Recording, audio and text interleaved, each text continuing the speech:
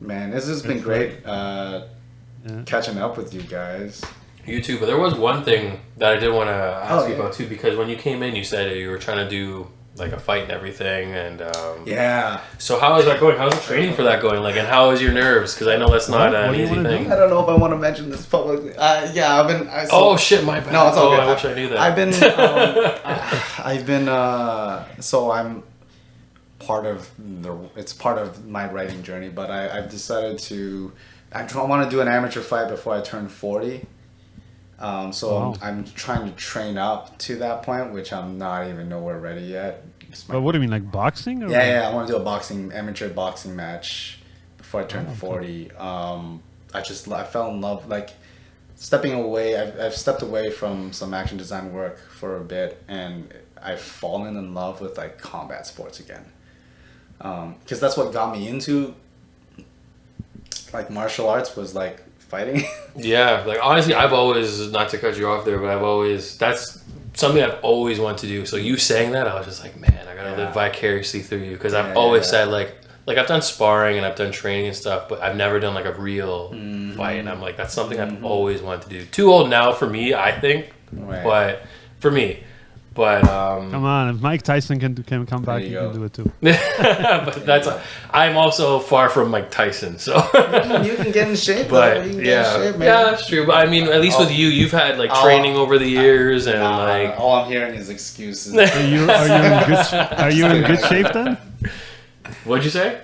So young, are you in good shape then? You've been like keeping up the training? Really, I've been getting into shape, but I'm not in the shape. Because I remember, like back in the day, you had the leg injury, right, with your knee, right? Yeah, I had ACL surgery. Yeah, but that's not gonna bother me for boxing. Okay. But yeah, I fell in love with it again. I'm just training a lot, as much as I can, and just learning now. And a buddy of mine has been helping me. We're kind of switching. He's done a lot of fights, and like it's been good. So yeah, I want to train up to that point. Hopefully I can get it there. That's the goal. I'm not gonna make any promises that it will happen, but I want it to happen. And my wife is like, oh god, please don't. She's definitely not gonna want that. Please don't. Like, don't ruin your face. Nah, I think it'll be fine. Yeah, no, I agree. Yeah, but I mean, amateur, you still have protection, right, in place. Head protection doesn't really do anything for you. It just prevents you from getting cut, but it doesn't prevent you from getting knocked out. No, well, I know that, yeah, but I'm saying it's gonna protect that pretty face a little bit. You know? A bit, yeah. So that's all good. This is. It'll be good. I don't know. We'll see what happens. Yeah, well, I hope it works out for you, because like I said, I would love to do that. So like seeing somebody else do it is like I'm like the things that I've been working on, and it's what's changed my mentality towards a lot of things in life too. Like the things I've been working on have been like aggression. I'm naturally a very passive person, and I'm trying to. I don't have the aggression in me, so I'm trying to learn. I mean, I think you need a little bit of it in you already, which I do, but it's just hard, like, trying to apply, like, how do I apply pressure in a boxing match? That's the thing that I've been struggling with, and I've been working on in my shadow boxing, is how do I apply pressure, and how do I apply pressure but not get knocked the fuck out? Yeah, exactly. So do you feel like you have to be... Like personally, you have to be like mad to fight almost. Like you need to get in that. No. I thought that's what you meant by aggression. Emotionally, no. I'm talking about applying pressure and being aggressive to apply pressure, but not emotionally aggressive. Okay. That makes sense. It's a very strategic thing. I mean, my father was a boxer, so From what I learned, it's I just like the pacing of boxing, and I don't like kicking. So Muay Thai is out of the question. I really had to train hard to like learn kicks before. It doesn't come natural to me, so I had to. But punching and I feel boxing comes more natural to me than kicking. All right, so next time we have you back on the show, you're going to be doing a fight with Jake Paul, or... Oh, could you imagine? Oh my goodness. We'll be watching him in Vegas. He's just lost. You're going to be like, yeah, go, man. I'm going to be betting money on you. Yeah, he's about to have another fight. He's about to fight Anderson friggin' Silva, which... What? I know, that is cool. He's fighting Anderson Silva. Wait. Yeah. Like, the fact that he's booking those fights is insane. Anderson is the one that got... I'm like, this is going to be his first real test. You know what? It's great for the sport. That's it is. But Anderson's going to do boxing? Yeah. Oh, okay, great. That's the thing. Anderson can box. Like, he had a fight. I forget who it was recently. I swear he just knocked somebody out recently doing just boxing. He boxed somebody recently and he won. So I mean, he's got long reach. His arms are really long, so it makes sense. Yeah. Yeah, reach is everything in combat sports. It'd be interesting. If like, I don't see it ever happening, but if he loses, I would be shocked. I really don't think he'll lose. I don't think so either. It's one of those things, but like, you never know, even man. though, like, a lot of people, it's like, I mean, yes, there's always that slight, but it's like the chance of, like, Michael Jordan going against, like, some teenager who's just started playing basketball, like. And yeah, you just, that'll never happen. It's true, but like, Anderson, he's got the age factor against him, and he's not the same Anderson Silva he used to be. But that's not like, it's the gap, the skill gap is so big. Yeah, because he's one of the best ever. I'm telling you, like, the thing with martial arts, I don't know about boxing. I don't know enough about boxing, to be fair. But the thing about, like, the thing I notice about MMA is the older the fighters are, the more experienced they are, actually the better they get. There's just so many ways to neutralize attack, and it's just fight sense, having fight sense. That experience is that you just, like, actually that's the thing in MMA, like, people's prime doesn't happen in, like, 1920. Their prime often happens in their mid-30s. Right. Right. So that's the biggest difference, and it's the same as any other sport, really.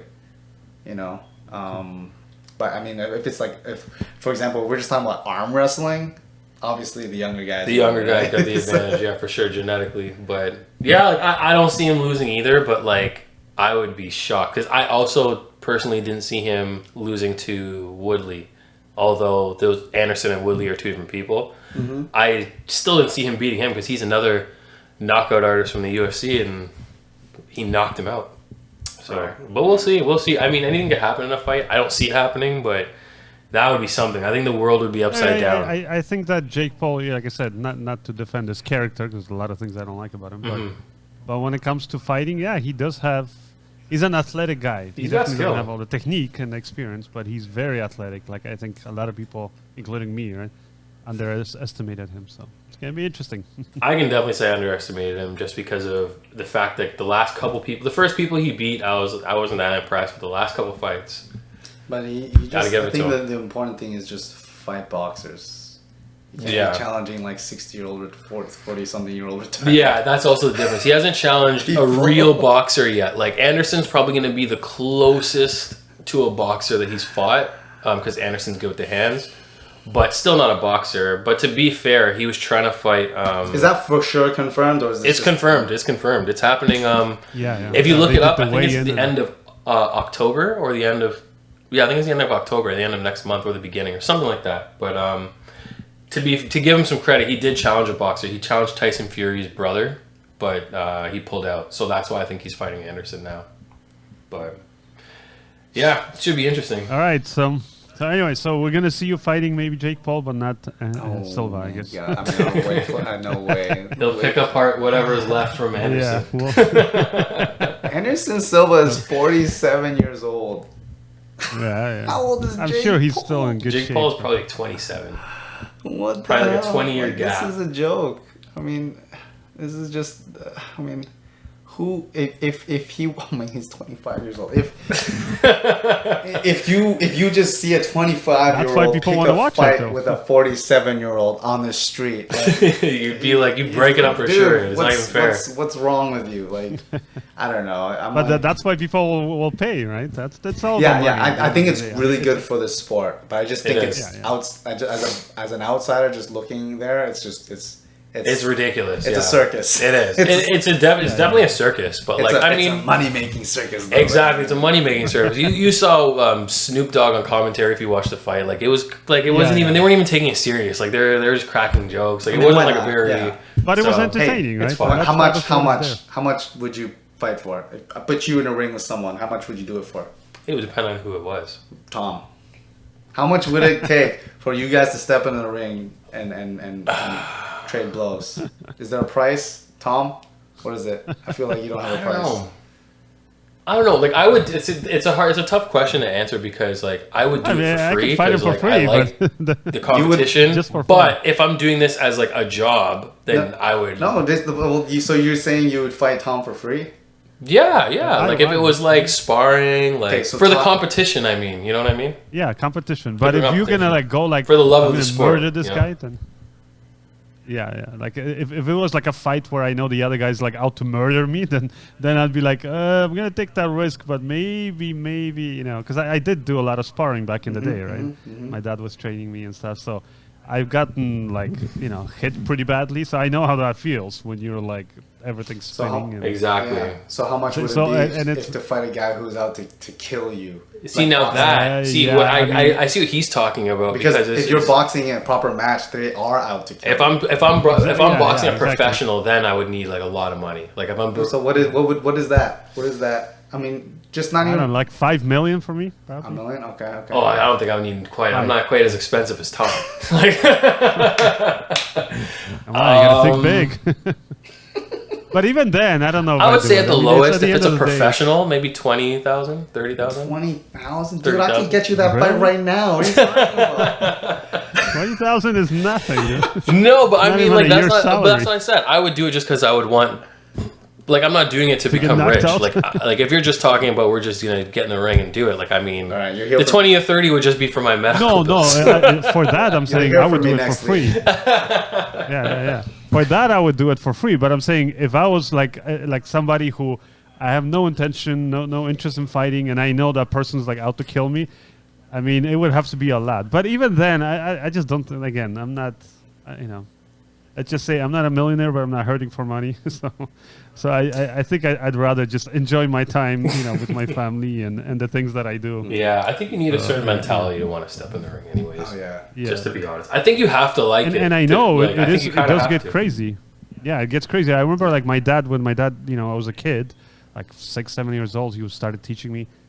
And he would tell me though, like as I would kind of went on, and then I remember like I got into a fight in school with the kid, and he always teaching me to like get them in the chin and like rock the whole brain and just knocks them out, and it worked. And I was only 10, 11, and then I remember like my dad would afterwards tell me, he goes, "Yeah, remember, see what you did to that kid?" I'm like, "Yeah." He goes, "Yep. As you get bigger, all it takes is one punch like that, and you're out." And then my dad would tell me stories of like this guy, like the reason why he quit was a friend of his, I think it was a friend of his, basically got hit, just you know, slipped up once in a boxing fight, got hit, and he basically was just, you know, like retarded, I guess. I don't know, like he just wasn't there. Yeah, it happens a lot when you get hit in the back of the head. Yeah, which is illegal. So and like when you know stuff like that, I'm like, it might be an innocent even fight, but even by accident.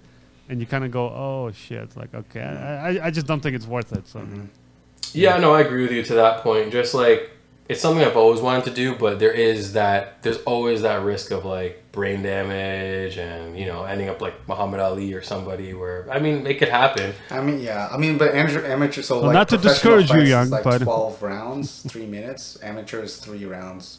3 minutes. Yeah, a lot less time. So a lot less time getting banged up. A lot less time, but sometimes you don't need that time. You ever see Mike Tyson's first amateur fight? It's like 10 seconds. Right. That guy probably has brain damage. Can you imagine being like the first guy Mike Tyson knocked out? Before even knowing his name, they see this guy up there on the ring. He's so like intimidating. Like, I'm gonna eat you. You know.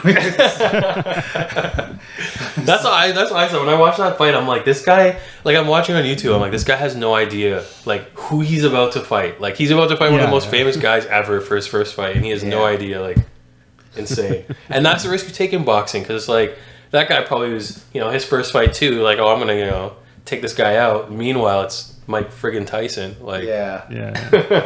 It's like, I just can't imagine. So think about it, young. You think about it before you do the fight. I've already thought about it. I totally want. I mean, I've done like MMA before. I've done like a lot of like sparring before. It's not something like out of the realm that I've experienced before. So it's a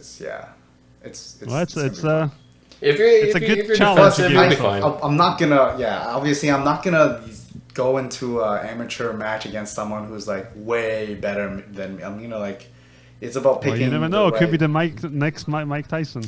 Yeah, he might. I'm gonna do my research. Don't worry. He's gonna do some background research. I can just imagine though, Mike being like against like he's just messing with people's heads, like. You're not here for a boxing match. You're like, this is your funeral. I'm glad you brought your family here. I could see him saying some shit like that. And he like, oh man, can you imagine just going to a boxing match and I'm just dressed like the priest, like that's putting you down. Like, oh my god, that'd be some good reaction. And the part where you're like about to like touch gloves, he's got the Bible there, and he's like,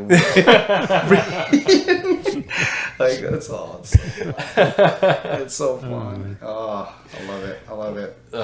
His podcast, Hot Boxing though. I love that podcast. Not to name drop another podcast, but like it's been pretty. Like he has one with Evander Holyfield. Yeah, they had one. Yeah, really interesting, eye opening. Like it's so cool they can get to that point of like biting your ear off and like we're cool and can hang out and talk and making jokes about it. Yeah, I'm like, oh man, you think you could forgive someone who bit your ear off? That would be tough, just because especially now, like at the time I can see why you forgave him, but it's just kind of funny when you think about it, because like now he's selling these like bitten ear candies, and like it's almost like he's like taunting what he did to you, like look at how I disfigured you. Like yeah.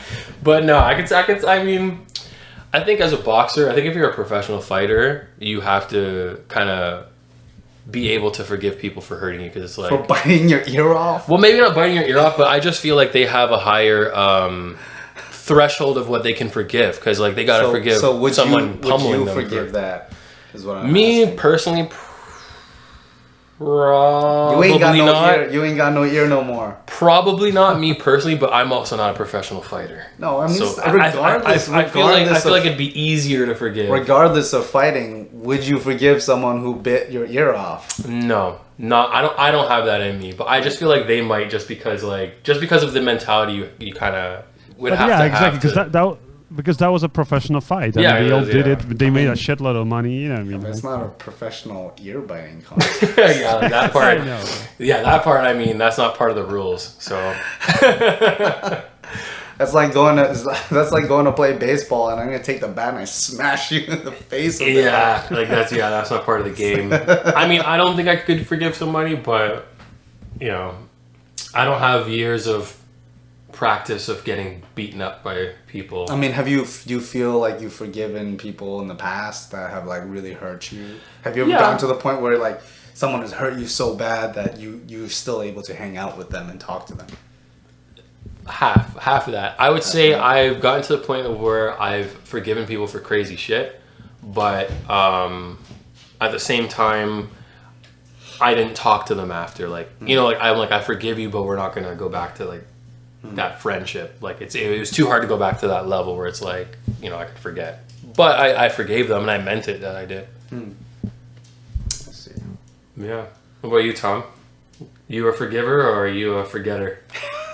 Yeah, I'm also pretty chill. So I mean, there's somebody me and you know. Yeah, I know. Yeah, so I'm not gonna mention, but yeah, I think I know who that he is. done some crazy shit, and I was able to chill. We talk after and think. Yeah, it just depends on personality. If somebody's being, like, if I see somebody changed and like they don't even have to say I'm sorry, but I just see they changed, then it's not because of like my own ego, because like, I want you to apologize.